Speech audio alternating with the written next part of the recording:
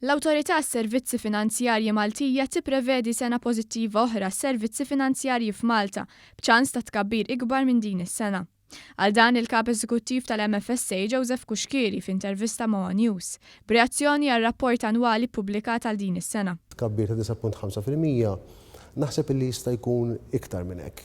U naħseb dan l-investiment li qegħdin nagħmlu nemmen li s-settur ħajkun issetjat fuq pjattaforma sostenibbli. Meta mistoqsi dwar x'qed tagħmel l-awtorità biex is-settur ikompli jimraħ, is-Sur Kuxkieri semma miżuri favur il-ġlieda kontra l-ħasil tal-flus. L-awtorità da kif waqfet unit speċjalizzat, unit li magħmul minn tim lokali Maltin, però anke għandna 10 esperti barranin bħalissa li qegħdin jaħdmu magħna biex jgħinuna insaħħu nżidu l-kwalità u l-intensità tas-supervizjoni tal-entitajiet li għaw taħt il-liċenzja Maltija tal-MFSA. U semma wkoll investiment ta' 12 miljun euro fit-teknoloġija imqasma fuq pjan ta' 3 snin.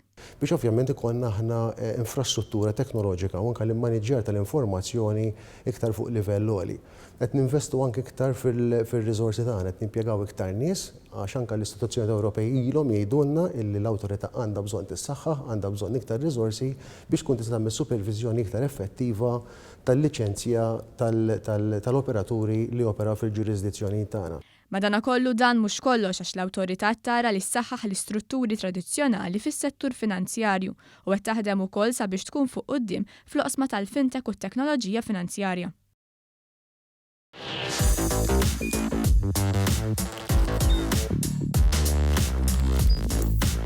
Idħol fuq one.com.mt u hemmhekk tista' tara l-programmi kollha li jxandru fuq One permezz ta' One Play.